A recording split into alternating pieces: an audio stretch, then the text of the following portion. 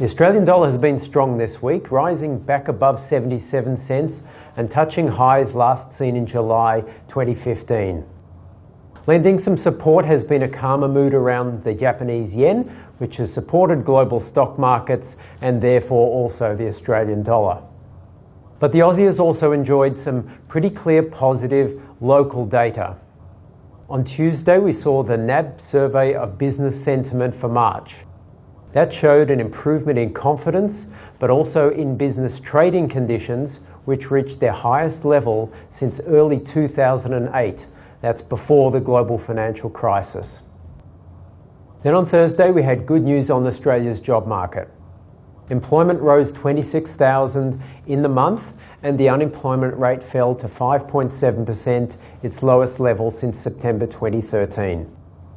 Admittedly, some of the details are less inspiring, including the job creation being very much led by part-time work, which is up about 4% year over year, compared to full-time jobs only up about 1%.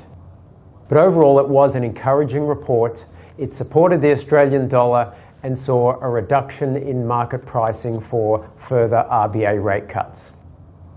Markets are now only pricing about a 15% chance of a May rate cut. That's down from about 40% a week earlier. And pricing on the RBA cash rate by year end is down to about an 80% chance of one rate cut. That's the least markets have been pricing in since December 2015. Obviously, that's in line with Westpac's long-running view that the RBA will keep the cash rate at 2% into 2017. But it wasn't all good news this week in terms of the global outlook. At its policy review, the Bank of Canada kept rates on hold, but warned about the outlook for the US economy in particular.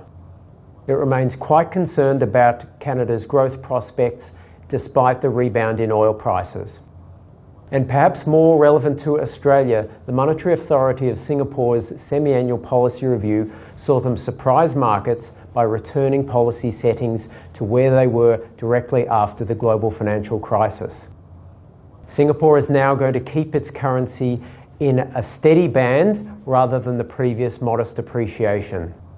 So if Singapore's central bank is increasingly concerned about the outlook for regional trade flows, that's something we should be keeping an eye on in Australia. In the week ahead, there's not too much to inspire in terms of the Australian domestic calendar.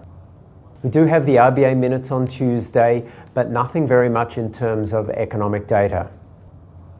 That should leave the Australian dollar reasonably well supported by the reduction in expectations for another RBA cash rate cut.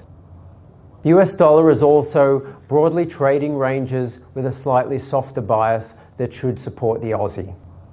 With iron ore prices also having rebounded over the past week, overall this is likely to keep the Australian dollar well supported near term. It's likely to trade mostly a 75.50 to perhaps as high as 78 cent range in the week ahead. We'll speak to you next week.